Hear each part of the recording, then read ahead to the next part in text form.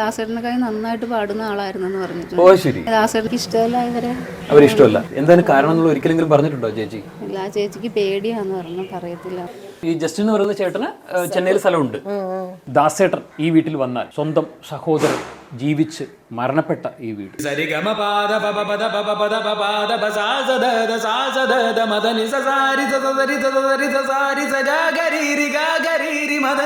ഇന്ദ്രധനുസ്സുകൾ മീട്ടി ദേവകളാദിനാമ ഗംഗയാടി രഘുപതി. അവന് എന്തെങ്കിലും രണ്ടിലേ ഒന്ന് പാടാമോ ഞങ്ങൾക്ക് വേണ്ടിയിട്ട്? അവൻ പാടുവാനൊക്കെ ഒരുങ്ങി വന്നപ്പോഴേക്കും ചില ആളുകൾ വന്ന് അവിടെ തടസ്സങ്ങൾ സൃഷ്ടിക്കുകയാണ്. അദ്ദേഹത്തിന്റെ ഗാനമേറെ മാധുര്യമുള്ളതാണല്ലോ, നമ്മൾ അത് ആസ്വദിച്ചാൽ മതി. അദ്ദേഹത്തിന്റെ സ്വഭാവ സവിശേഷതകൾ എങ്ങനെയാണെന്നുള്ളതൊക്കെ അന്വേഷിച്ച് നടക്കേണ്ട ആവശ്യം നിങ്ങൾക്കുണ്ടോ? അപ്പം നിന്നാ പോരെ മോനെ, കുയ്യെണ്ണണോ? ചേട്ടനെ മരിക്കാൻ പോകുന്നതിന്റെ അന്നും ബ്രെഡും മുട്ടയും മേടിച്ച് ഇതിലൂടെ പോകുന്നത് നിങ്ങൾ കണ്ടോ? കെ ജെ ജസ്റ്റിന്റെ ഭാര്യ ജിജിയെ തേടി ഞങ്ങൾ യാത്ര പുറപ്പെട്ടു. കൊച്ചിയിലെ ഒരു അനാഥാലയത്തിലാണ് ജിജി താമസിക്കുന്നത് എന്നുള്ളത് ഞങ്ങൾ മനസ്സിലാക്കി. നമസ്കാരം, ഞാൻ ജെയിംസ്. ഇപ്പോൾ ഞാൻ നിൽക്കുന്നത് ഗാനഗന്ധർവൻ ഡോക്ടർ കെ ജെ യേശുദാസിൻ്റെ ആ തറവാട്ട് വീടിൻ്റെ ഉമ്മറത്താണ്. അദ്ദേഹത്തിൻ്റെ പേര് ഇതാ ഇവിടെ ഇങ്ങനെ വലിയ അക്ഷരത്തിൽ ഇങ്ങനെ കൊത്തിവെച്ചിട്ടുണ്ട്, ദ ഹൗസ് ഓഫ് യേശുദാസ്. മലയാളികളെല്ലാവരും ആരാധനയോടുകൂടി കാണുന്ന നമ്മുടെ എല്ലാവരുടെയും പ്രിയങ്കരനായ ഡോക്ടർ കെ ജെ യേശുദാസ്. അദ്ദേഹം ഓടി കളിച്ചു വളർന്ന വീടിൻ്റെ 3ാമത്തെ നിലയിലാണ് ഞാൻ നിൽക്കുന്നത്. താഴെ ഗ്രൗണ്ടിൽ നിന്നും ഒരു മാവ്, അദ്ദേഹത്തിൻ്റെ അമ്മ വെച്ച മാവാണത്. ആ മാവിനിടയ്ക്ക് വെള്ളം ഒഴിക്കാൻ വേണ്ടി അദ്ദേഹം അമേരിക്കയിൽ നിന്നൊക്കെ വരുമ്പോൾ ഇവിടെ വരാറുണ്ട്, വെള്ളം ഒഴിക്കാറുണ്ടെന്നൊക്കെ ഉള്ളത് ഇവിടെയുള്ള ആളുകൾ പറയുന്നുണ്ട്. ചേച്ചി എന്താ പേരെന്താ? ലിൻഡ. ഇത് യേശുദാസിന്റെ തറവാടാണ്. അപ്പനമ്മയും യേശുദാസും കൂടി ഉണ്ടായതാണ്. അവർ കുടുംബസമയം താമസിച്ചിരുന്ന വീടാണ് ഇത്. പണ്ട് മുതലുള്ള അവരുടെ തറവാടാണ്. ഓക്കെ. ഈ മാവിന് പിന്നിൽ ഒരു ചരിത്രം ഉണ്ടല്ലോ. യേശുദാസിന്റെ അമ്മ വെച്ച മാവാണ്. യേശുദാസിന്റെ അമ്മ വെച്ച മാവാണ്. എത്ര വർഷം പഴക്കമുണ്ട്? 100 വർഷം പഴക്കമുണ്ട്. നമ്മുടെ സാക്ഷാൽ ഗാനഗന്ധർവൻ Padmashri doctor K J Yesudas അദ്ദേഹത്തിന്റെ അമ്മ വെച്ച മാവാണ് ഈ കാണുന്നത്. ഈ വീടിന്റെ ഉള്ളിൽ ഇങ്ങനെ വലിയ തടിയായിട്ട് ഇതിങ്ങനെ മുകളിലേക്ക് നല്ല പൊക്കത്തിൽ നിൽക്കുന്നുണ്ട് അല്ലേ? ഇതിൽ നിറയെ മാങ്ങ ഉണ്ടാവുമോ? ആ മാങ്ങ ഉണ്ടാവും. അദ്ദേഹത്തിന്റെ സംഗീതം പോലെ തന്നെ ഒരുപാട് മാങ്ങ ഉണ്ടാവും. ഒരുപാട് ഗാനങ്ങൾ പാടി അതിമനോഹരമായിട്ട് നമ്മളെല്ലാവരും ഉറക്കുന്ന അല്ലെ ഉണർത്തുന്ന വലിയ ഗായകൻ അല്ലേ? ഇത് വീടാർന്ന് മാവ് വെട്ടാതെ തന്നെ ഹോട്ടലിനെ അങ്ങോട്ട് എടുത്തുന്ന അത്രേ ഉള്ളൂ. വെട്ടരുതെന്ന് പറഞ്ഞേക്കണേ. ഇപ്പോഴും അദ്ദേഹം ഇവിടെ വരാറുണ്ടോ? കോവിഡ് മുമ്പ് വന്നിട്ടുണ്ട്, കോവിഡ് കഴിഞ്ഞിട്ട് പിന്നെ വന്നിട്ടില്ല. ഇവിടെ ഈ മാവിന് വെള്ളം ഒഴിക്കാൻ വേണ്ടി അദ്ദേഹം ഇവിടെ വരാറുണ്ടെന്ന് പറഞ്ഞു കേട്ടു. ആ കോവിഡ് മുമ്പ്. മാവൊന്ന് കാണിച്ചു കൊടുത്തേ. ജാനുവരി 10-ാം തീയതിയാണ് ബർത്ത്ഡേ. ജാനുവരി 10-ാം തീയതി. ജനുവരി 10-നാണ് ബർത്ത്ഡേ അല്ലേ? ഇവിടെ ആഘോഷിക്കാറുണ്ട്. ഇപ്പൊ കേൾക്കുന്ന പാട്ട് അദ്ദേഹത്തിന്റെ ആണെന്ന് തോന്നുന്നല്ലോ.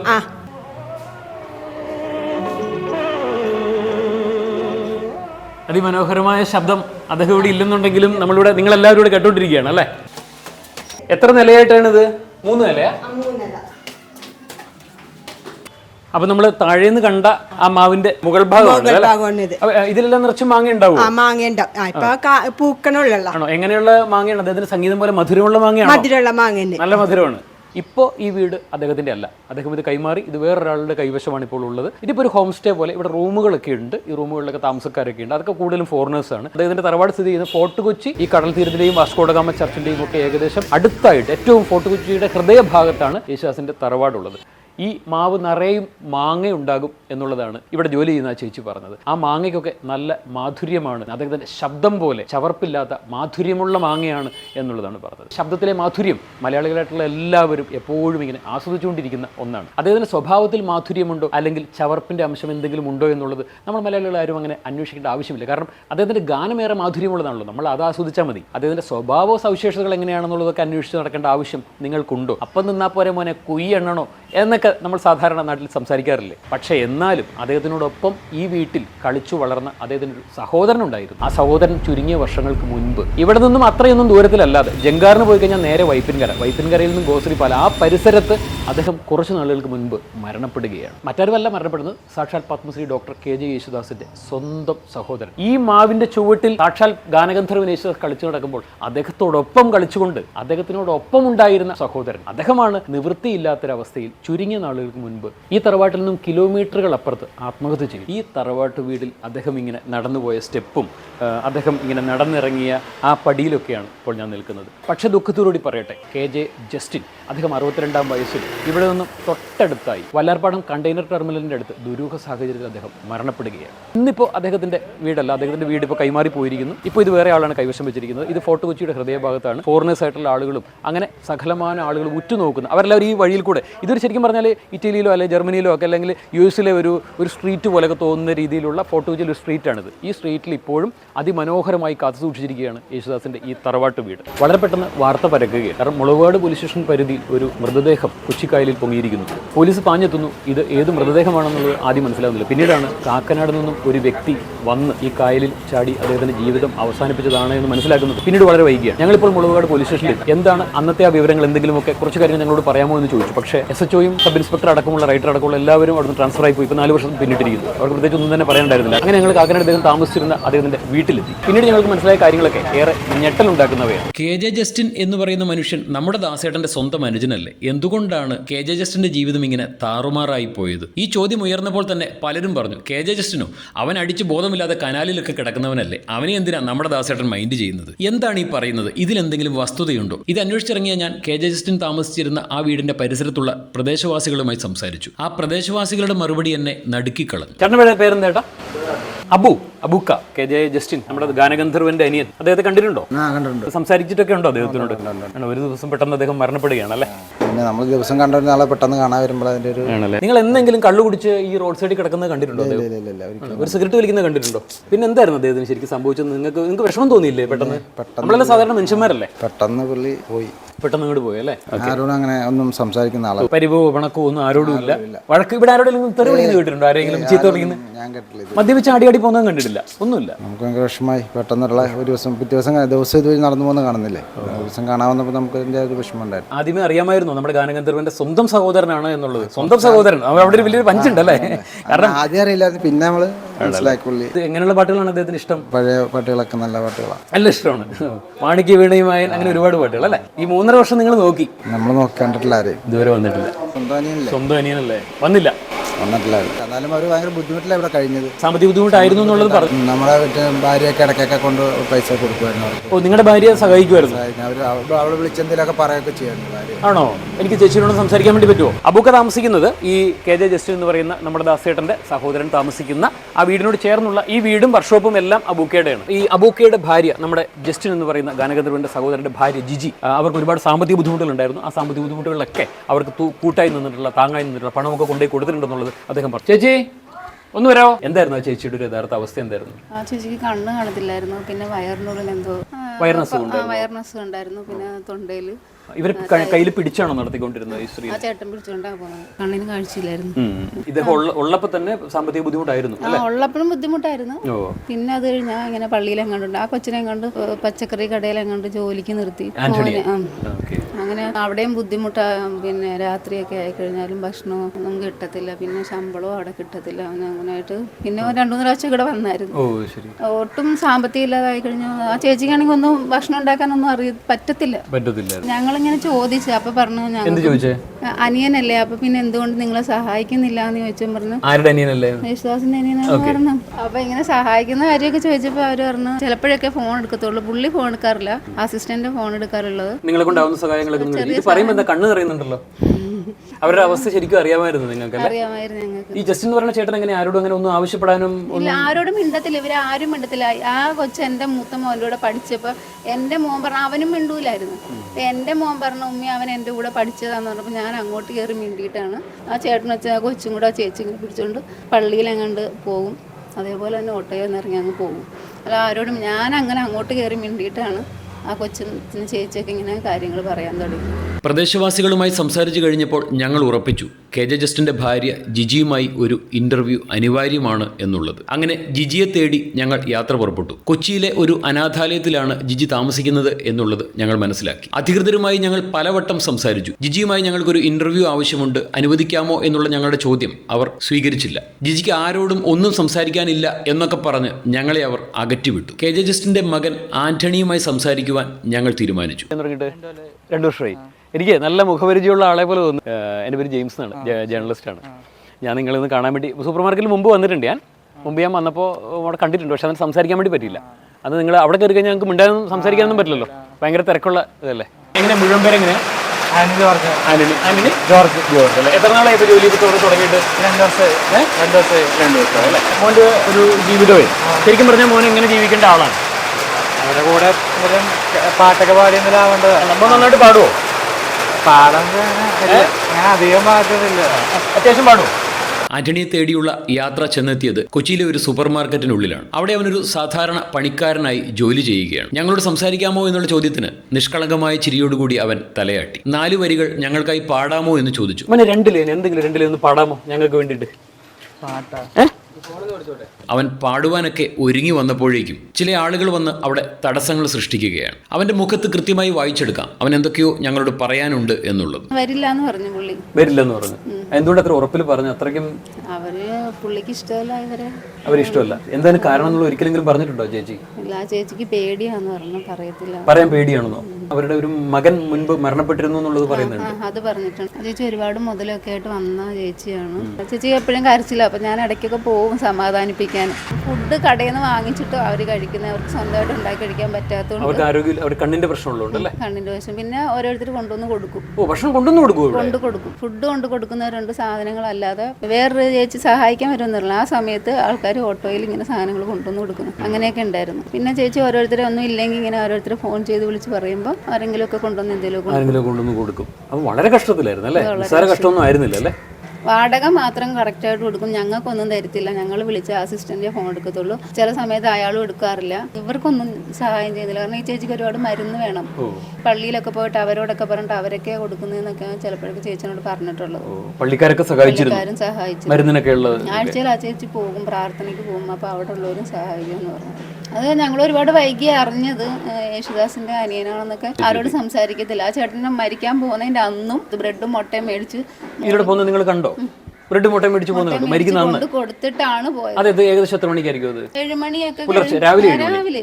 ശേഷം എന്നിട്ട് അന്നേരം തന്നെ പുറത്തേക്ക് പോയി. കുറെ കാലം കഴിഞ്ഞിട്ട് അങ്ങ് പോയി. ഫുഡൊന്നും ഇല്ലാതെ വരുമ്പോ, പട്ടിണിയും ബുദ്ധിമുട്ടും വരുമ്പോ ഇദ്ദേഹത്തിന് ഇതിൽ ആരോഗ്യ പ്രശ്നം ഉണ്ടായിരുന്നോ ഈ ജസ്റ്റിൻ എന്ന് പറയുന്ന ആൾക്ക്? ചേട്ടന് അവിടെ ഇങ്ങനെ വീർത്തിരിപ്പ് ഉണ്ടായിരുന്നു. തൈറോയിഡിന്റെ ഒരു പ്രശ്നം ഉണ്ടായിരുന്നു. കായികമായിട്ട് ജോലി ചെയ്ത് ജീവിക്കുക അങ്ങനത്തെ ഒരു ജോലിക്കൊന്നും പോകാൻ പറ്റത്തില്ലായിരുന്നു. ആരോഗ്യ പ്രശ്നങ്ങളുള്ള ആളാണ് പുള്ളി. അദ്ദേഹം നന്നായിട്ട് പാടുമെന്ന് പറഞ്ഞു കേട്ടു. ദാസേട്ടനൊക്കെ നന്നായിട്ട് പാടുന്ന ആളായിരുന്നു എന്ന് പറഞ്ഞു. നന്നായിട്ട് പാടുമായിരുന്നു പറഞ്ഞു. പിന്നെ പക്ഷെ ആരും അങ്ങനെ പുറത്ത് അങ്ങനെ ശബ്ദം അധികം കേട്ടിട്ടില്ല. തൊണ്ടയുടെ ഈ പ്രശ്നം വന്നു കഴിഞ്ഞപ്പോൾ സൗണ്ടിന് അങ്ങനെയാണെന്നാ ചേച്ചി എന്നോട് പറഞ്ഞത്.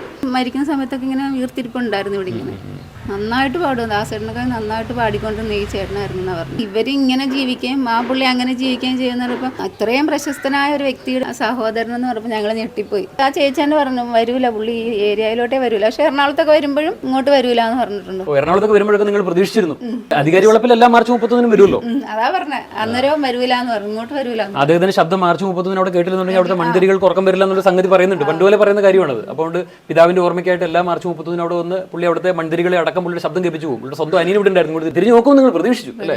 അങ്ങനെ മരിക്കുമെന്നൊരു പ്രതീക്ഷ ഞങ്ങൾക്കുണ്ടായില്ല. കാരണം ആ ചേട്ടൻ അങ്ങനെ ചെയ്യേണ്ട ഒരു ആവശ്യം ഉണ്ടായിരുന്നില്ല. ഒരുപാട് ദുഃഖങ്ങൾ ഉള്ളിലുള്ള ഒതുക്കി കാരണം അത് കാരണം ഒന്നും ആരോടും പറയത്തില്ല. ഞാൻ അവിടെ ചെന്നിരുന്നാലും ആ ചേട്ടൻ അങ്ങ് മാറിയിരിക്കുന്നതല്ലാതെ, ആ ചേച്ചി സംസാരിക്കുന്നതല്ല, ആ ചേട്ടൻ ഒന്നും മിണ്ടൂല.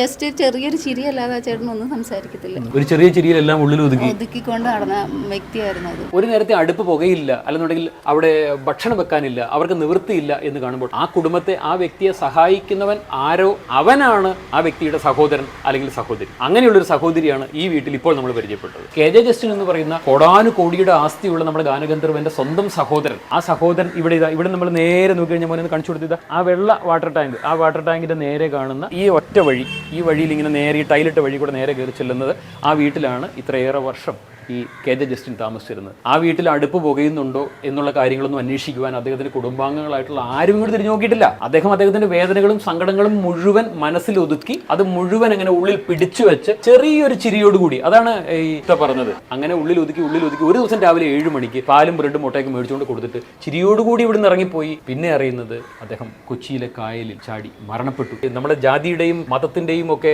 അതിർവരമ്പുകൾ കെട്ടി ഇങ്ങനെ മനുഷ്യനെ ഇങ്ങനെ തരംതിരിച്ചിരിക്കുക. നമ്മൾ കേട്ടിട്ടുണ്ട് ജാതി ഭേദം മതദ്വേഷം ഏതുമില്ലാതെ സർവരും, അങ്ങനെയൊക്കെ പറഞ്ഞിട്ടുള്ള ആ ലൈൻ പാടിയിരിക്കുന്നത് നമ്മുടെ ഗാനഗന്ധർവനാ.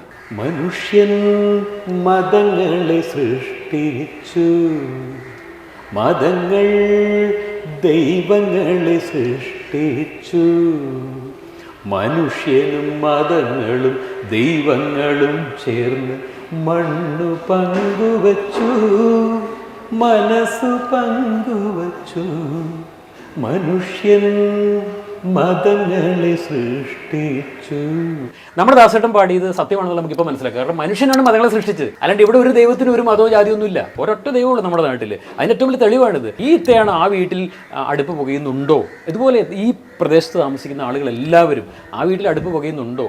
ആ വീട്ടിൽ എന്തെങ്കിലും സഹായം ആവശ്യമുണ്ടോ എന്ന് ചിന്തിക്കുക. അതാണ്. അപ്പോൾ ഇവരാണ് KJ ജസ്റ്റിൻ എന്ന് പറയുന്ന മനുഷ്യൻ്റെ നല്ല സഹോദരി അല്ലെങ്കിൽ നല്ല സഹോദരൻ. അങ്ങ് അമേരിക്കയിൽ ഇരിക്കുന്നവർക്കോ അല്ലെങ്കിൽ കാനഡയിൽ ഇരിക്കുന്ന ആളോ അല്ലെങ്കിൽ ഇങ്ങനെ ഡൽഹിയിലോ ബോംബെയിലോ ഇരിക്കുന്ന ആളുകളൊന്നും അല്ല നമ്മുടെ സഹോദരൻ സഹോദരിയും. നമ്മുടെ സഹോദരൻ എന്ന് പറയുന്നത് നമ്മുടെ സമീപസ്ഥനായിട്ടുള്ളവൻ, നമുക്കൊരു ആവശ്യമുള്ളപ്പോൾ നമ്മോട് ചേർന്ന് നിൽക്കുന്ന ഒരാൾ, നമ്മുടെ വേദനയിൽ നമ്മുടെ കൂടെ നിൽക്കുന്ന ആൾ, നമ്മുടെ ദാരിദ്ര്യത്തിലും പട്ടിണിയിലും സങ്കടത്തിലും നമ്മളെ ചേർത്ത് നിർത്തി വിഷമിക്കേണ്ട, സങ്കടപ്പെടേണ്ട, എൻ്റെ കൂടെ ഞാനുണ്ട് എന്ന് പറയുന്നത് അവനാണ് സഹോദരൻ. അല്ലാതെ വല്ലയിടത്തും പോയി കിടന്നിട്ട് ഞാൻ സഹോദരനാണ്, എനിക്ക് രക്തബന്ധം പറയുന്നതിൽ ഒരു അർത്ഥമില്ല. നമ്മുടെ ദാസേട്ടൻ പാടിയ വരികൾക്ക് ഈ ഒരു സ്ഥലത്ത് ഇവിടെ നിൽക്കുമ്പോൾ ഏറെ അർത്ഥമുണ്ട് എന്ന് തോന്നിയുകൊണ്ടാണ് ഞാനൊന്ന് മൂടുവാൻ ശ്രമിച്ചത്. ലോകത്തിലുള്ള എല്ലാ ആൾക്കാരും അദ്ദേഹത്തിനെ വലിയ രീതിയിൽ ഉയർത്തി പറയുമ്പോഴും ഇങ്ങനെ ഒരു സഹോദരൻ ഇവിടെ ഉണ്ടായിട്ട് ഇങ്ങനെ കഴിയുമ്പോൾ ഭക്ഷണം ഇല്ലാതെ ജീവിക്കാൻ പറ്റുമോ മനുഷ്യർക്ക്? ഭക്ഷണത്തിനുള്ള വകയെങ്കിലും കൊടുക്കണ്ട. ബാക്കിയുള്ളവർക്കൊക്കെ കൊടുക്കുന്നു, സഹോദരന് കൊടുക്കുന്നില്ലെങ്കിൽ പിന്നെ അതെന്ത് മനുഷ്യൻ? സ്വന്തം സഹോദരന് കൊടുക്കുന്നില്ല, മറ്റുള്ളവർക്ക് കൊടുത്ത് അങ്ങനെ അതൊരു മനുഷ്യനാവൂല്ലോ. പിന്നെ ഇങ്ങനെ ചോദിച്ചപ്പോഴാണ് പറഞ്ഞു ഞാൻ യേശുദാസിന്റെ സഹോദരനാണ് എൻ്റെ ഡാഡി എന്ന് പറഞ്ഞു. അങ്ങനെ പിന്നെ ഞാൻ സംസാരിക്കാൻ തുടങ്ങിയപ്പോൾ കാര്യങ്ങളൊക്കെ പറഞ്ഞു. അപ്പോൾ ഭയങ്കര ബുദ്ധിമുട്ടാന്ന് പറയുമ്പോൾ ഇടയ്ക്കൊക്കെ ഞാൻ എന്തെങ്കിലുമൊക്കെ കൊടുക്കും. അപ്പോഴും എൻ്റെ നിന്ന് വാങ്ങിക്കാൻ അവർക്ക് മടിയാണ്, കാരണം അവരങ്ങനെ ശീലിച്ചിട്ടില്ല.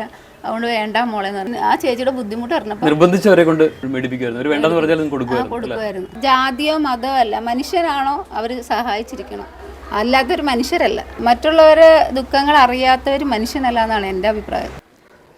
ഗാനഗന്ധർവൻ യേശുദാസിൻ്റെ സഹോദരൻ KJ ജസ്റ്റിൻ താമസിച്ചിരുന്നത് ഈ വീട്ടിലാണ്. വാടക വീടിൻ്റെ ഉടമ ക്രിസ്തുരാജൻ, അദ്ദേഹമാണ് ഇപ്പോൾ നമ്മൾ സംസാരിക്കാൻ വേണ്ടി പോകുന്നത്. ജസ്റ്റിൻ എന്ന് പറയുന്നത് യേശുദാസിൻ്റെ സഹോദരൻ അല്ലേ?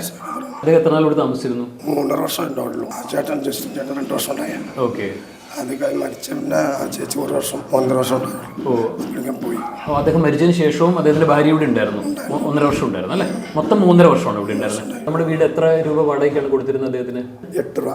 8,000 രൂപ വാടക. 3-ാം വർഷം 1000 രൂപ കൂട്ടി 9,000 രൂപ ഉണ്ട് അല്ലേ? അങ്ങനെ 3.5 വർഷം താമസിച്ചു. ഈ 3.5 വർഷം താമസിക്കുന്നതിനിടയിൽ എല്ലാ മാസവും കൃത്യമായിട്ട് വാടക തരുമായിരുന്നോ?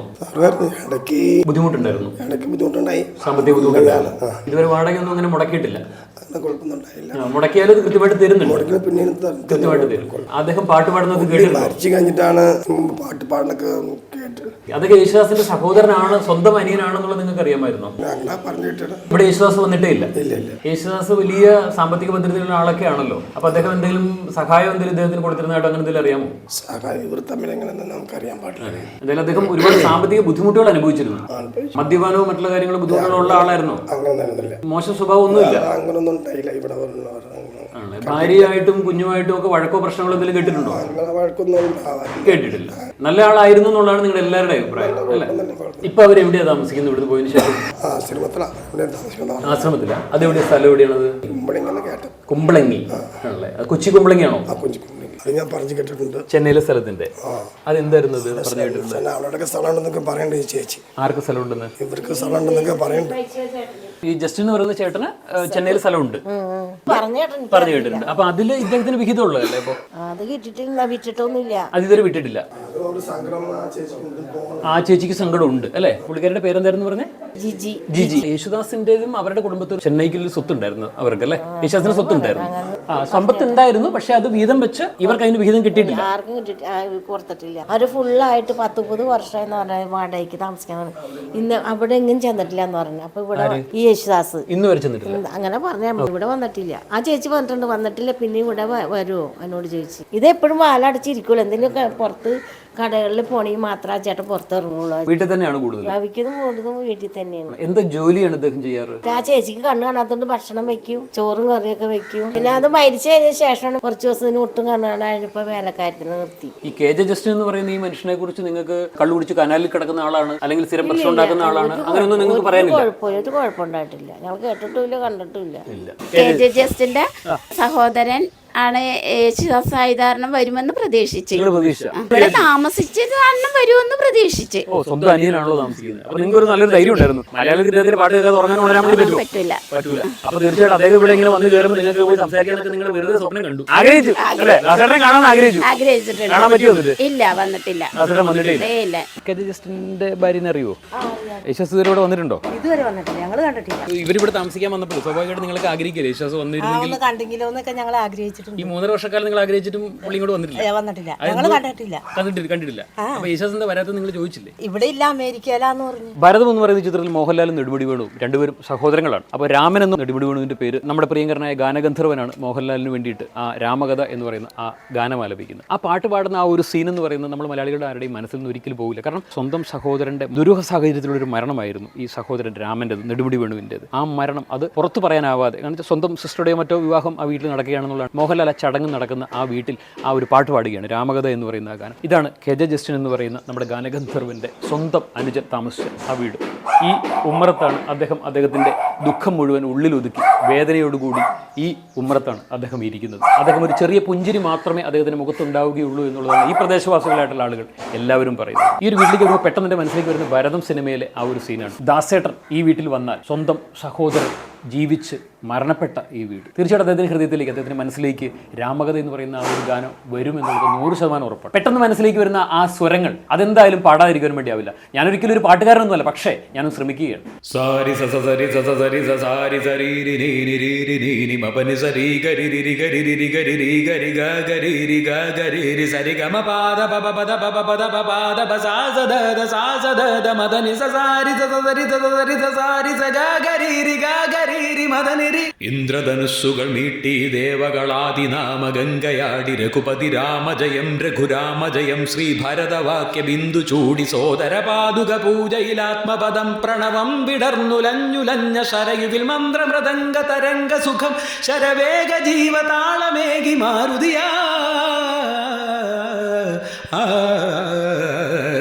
ജലഗന്ധസൂനധൂപദീപകലയായി മന്ത്രയന്ത്ര തന്ത്രകലിതമുണരു സാമഗാനലഹരിയോടെ അണയൂ രാമ ശ്രീരാമ രാമ രാമ.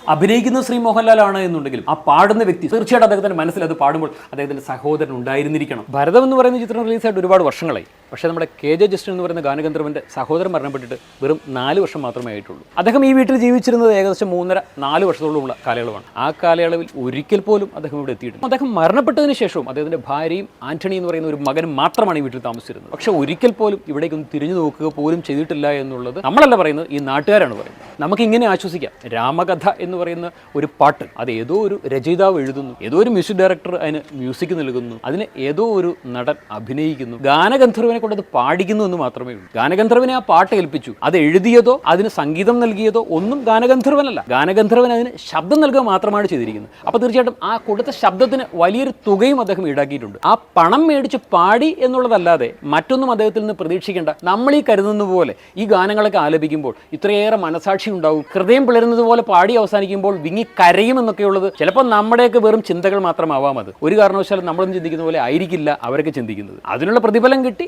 അത് പാടി അവസാനിപ്പിച്ചു, വീട്ടിൽ പോകും. കായലിൽ ചാടി മരിച്ചെന്ന് ഞാൻ പിന്നെ കേൾക്കണേ. അന്ന് തന്നെ അറിയണോ ചെയ്യുന്നത്? അന്ന് തന്നെ അറിഞ്ഞു രാത്രി. അപ്പൊ ഇവരെ അറിയിച്ചില്ല. ഈ അമ്മയും മോനും മാത്രമേ ഇപ്പൊ താഴെ ഉള്ളൂ. അതെ ചേച്ചി, ഞാൻ ചേട്ടനെ കണ്ടില്ല, ഞങ്ങൾ രണ്ടുപേരും അങ്ങോട്ട് ഒരു ദിവസം കിടക്കും, ഇന്ന് രാത്രി അവിടെ കിടക്കാൻ വരൂട്ടെന്ന് പറഞ്ഞു. ഇവിടെ ചേട്ടൻ ഇല്ലാത്തതുകൊണ്ട് അദ്ദേഹത്തിന്റെ ഭാര്യയ്ക്ക് പേടിയാണ്, തന്നെ കിടക്കാൻ പേടിയാണ്. അപ്പൊ മകനില്ലേ ഇവിടെ? മകനുണ്ട്, അതിനും ഒരു പേടിയുള്ള കൊച്ചാണ്. ഒരു ദിവസം കിടക്കണം ചേച്ചി എന്ന് പറഞ്ഞു. ഭർത്താവ് ഇല്ലാത്ത ദിവസം ചേച്ചിയാണ് കൂട്ട് കിടക്കാൻ വേണ്ടി, അല്ലെങ്കിൽ ഇവിടെ വന്ന് കിടക്കും, അല്ലെ അവിടെ പോയി കിടക്കും ചേച്ചി? ഇല്ല ഇവിടെ വന്ന് കിടന്നു. ഈ മരണം നടന്നു എന്ന് പറയുന്ന അന്ന് വൈകിട്ട് രാത്രി അന്ന് രാത്രി ഇവിടെ വന്ന് കിടന്നു. രാത്രി അവരോട് പറഞ്ഞില്ല?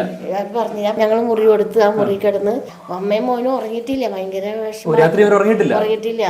ഞാൻ 4 മിനിറ്റ് ചായ ഒക്കെ വെച്ച് കൊടുത്ത് ആ ചേച്ചിക്ക് കണ്ണു കണ്ടുകൂടാ, ഒരു കണ്ണ് കണ്ടുകൂടാ, ചോറ് വന്ന് കാഴ്ചയില്ല. അപ്പൊ മോൻ കൈ പിടിച്ച് ഈ സ്റ്റെപ്പ് ഇറങ്ങി താഴത്തേക്ക് പോയി.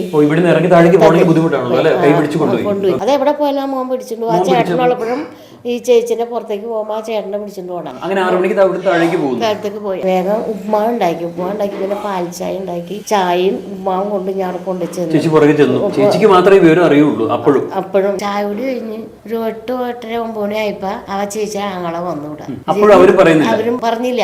ആ ചേച്ചിയോട് പറഞ്ഞ അവിടെ ചെന്നപ്പോൾ പറഞ്ഞെന്ന് പറഞ്ഞു. ഇവിടെ വെച്ചൊന്നും പറഞ്ഞില്ല. മരണത്തിന് ശേഷം പിന്നീടും വാടക എങ്ങനെ തന്നിരുന്നവര്? അവര് 8 രൂപയായിരുന്നു ഞങ്ങൾക്ക് വന്ന സമയം. 8 രൂപയായിരുന്നു. പോകുന്ന സമയം വരെ തന്ന് ഞങ്ങൾക്ക് പൈസ കിട്ടി. കിട്ടി, തന്നിട്ടുണ്ട്. വൈകി പോയാലും ഞങ്ങൾക്ക് പൈസ തന്നിട്ടുണ്ട്. ഇവർക്കൊന്നും പൈസ കാര്യങ്ങളൊന്നും ഇല്ലാത്തതുകൊണ്ട് അവർക്ക് അധികം വരവില്ല, വിശ്വാസം വരാറില്ല. പിന്നെ ആ ചേച്ചിക്ക് ഒരു കൊട്ട വയറുണ്ട്, എന്തോ ഒരു അസുഖമാണ്, അതൊന്നും ഓപ്പറേഷൻ ചെയ്തിട്ടില്ല. സാമ്പത്തിക ബുദ്ധിമുട്ടുള്ളതുകൊണ്ടാണോ ചെയ്യാത്തത്? അതുകൊണ്ടാണ് ചെയ്യാത്തത്. ചെയ്തിട്ടില്ല. നമ്മുടെ പ്രിയപ്പെട്ട ദാസേട്ടൻ വെള്ളയും ധരിച്ച് ഈ ഇടവഴിയിലൂടെ നടന്ന് ഈ ഗേറ്റ് കടന്ന് ആ വീടിന്റെ വാതുക്കലെത്തുന്ന നിമിഷം ഈ പ്രദേശത്തുള്ള എല്ലാവരും കൊതിച്ചിരുന്നു, ആഗ്രഹിച്ചിരുന്നു. എല്ലാ വർഷവും മാർച്ച് 31 അങ്ങനെ ഒരു ഡേറ്റ്, മാർച്ച് 31 എനിക്ക് തോന്നുന്നു, അങ്ങനെ ഒരു ദിവസം ഉണ്ടെന്നുണ്ടെങ്കിൽ കൊച്ചിയിൽ അധികാരി വളപ്പ് എന്ന് പറയുന്ന ഒരു സ്ഥലമുണ്ട്. ആ അധികാരി വളപ്പിൽ പാടുവാൻ വേണ്ടിയിട്ട് നമ്മുടെ പ്രിയങ്കരനായ ദാസേട്ടൻ അവിടെ വരാറുണ്ട്, അവിടെ കച്ചേരി പാടാറുണ്ട്. ഈ പ്രദേശവാസികൾക്ക് എല്ലാവർക്കും ഒരു ദുഃഖം നമ്മുടെ പ്രിയങ്കരനായ ദാസേട്ടനോട് പറയാനുണ്ട്. ഞാൻ ഒരുപാട് പേരോട് സംസാരിച്ചു. ദാസേട്ടനോട് ഇത് പറയാൻ അവർക്ക് ദാസേട്ടനെ കണ്ടുപറയാൻ സാധിക്കില്ല. ഇവിടെ വന്ന് ഈ വാർത്ത ചെയ്യുന്ന ഒരു മാധ്യമപ്രവർത്തനം എന്നുള്ള നിലയ്ക്ക് അവരുടെ സങ്കടം ഞാൻ അങ്ങേ അറിയിക്കുകയാണ്. അങ്ങയുടെ സഹോദരൻ ജസ്റ്റിൻ എന്ന് പറയുന്ന ഇദ്ദേഹത്തിന്റെ മകൻ ആന്റണി, ആ ആന്റണിയെ എങ്കിലും കാണുവാനായിട്ട് അങ്ങേക്ക് ഒന്ന് ഇവിടെ വരാമായിരുന്നു എന്നുള്ള ദുഃഖം ഈ പ്രദേശവാസികളിൽ പലരും രേഖപ്പെടുത്തി. എന്തെങ്കിലുമൊക്കെ സഹായങ്ങൾ എപ്പോഴെങ്കിലുമൊക്കെ ചെയ്തിട്ടുണ്ടാവാം, ഇല്ലാന്ന് ഒരിക്കലും നമുക്ക് പറയാൻ വേണ്ടി സാധിക്കില്ല. പക്ഷേ അങ്ങനെയൊക്കെയാണോ? ശരിക്കും പറഞ്ഞാൽ നമ്മളൊരു ദൈവത്തിന് കൊടുത്തിരിക്കുന്ന പോലുള്ളൊരു സ്ഥാനമാണ് അദ്ദേഹത്തിന് കൊടുത്തിരിക്കുന്നത്. അദ്ദേഹത്തിന്റെ വാക്കുകൾ അങ്ങനെയാണ്. അദ്ദേഹം വാ പൊളിച്ചു കഴിഞ്ഞാൽ അദ്ദേഹം പാടുന്നതിൽ കൂടുതൽ അദ്ദേഹത്തിന്റെ പ്രസംഗങ്ങളാണ് നമ്മൾ കേൾക്കുന്നത്. പല സ്റ്റേജുകളിലും ചെന്ന് കഴിഞ്ഞാൽ അദ്ദേഹത്തിന്റെ പാട്ട് കേൾക്കുവാൻ വേണ്ടിയിട്ടാണ് ജനം അവിടെ തടിച്ചു കൂടുന്നത്. പക്ഷേ പലപ്പോഴും നമ്മൾ കേൾക്കാറും കാണാറുള്ളത് എങ്ങനെയാണ്? അവിടെ അദ്ദേഹം വന്നു കഴിഞ്ഞാൽ ഈ പാട്ടൊന്നും അദ്ദേഹം ഇപ്പം അങ്ങനെ പാടാറില്ല. വളരെ വലിയ വാചകങ്ങളാണ്, ഒരുപാട് പ്രസംഗങ്ങൾ, ഒരുപാട് വാക്കുകൾ, വലിയ ജീവിത പരിചയമുള്ള വലിയ ഒരു മനുഷ്യൻ്റെ വലിയ വാക്കുകൾ. അതങ്ങനെ കേട്ട് കാതോർത്ത് നിൽക്കുമ്പോഴും സാധാരണക്കാരൻ്റെ എല്ലാവരുടെയും ഉള്ളിലുള്ളൊരു ചിന്ത എന്താണ്? ഇപ്പോൾ അദ്ദേഹം പാടും, ഇപ്പോൾ അദ്ദേഹം അങ്ങനെ പാടും. പക്ഷേ പല വേദികളിലും അങ്ങനെ അദ്ദേഹത്തിൻ്റെ പാട്ട് നമുക്കധികം കേൾക്കാൻ വേണ്ടി സാധിക്കില്ല. എന്നാൽ പ്രസംഗം കൊണ്ട് മാത്രം കാര്യമുണ്ടോ? പ്രവൃത്തിയിൽ അത് വരണ്ടേ?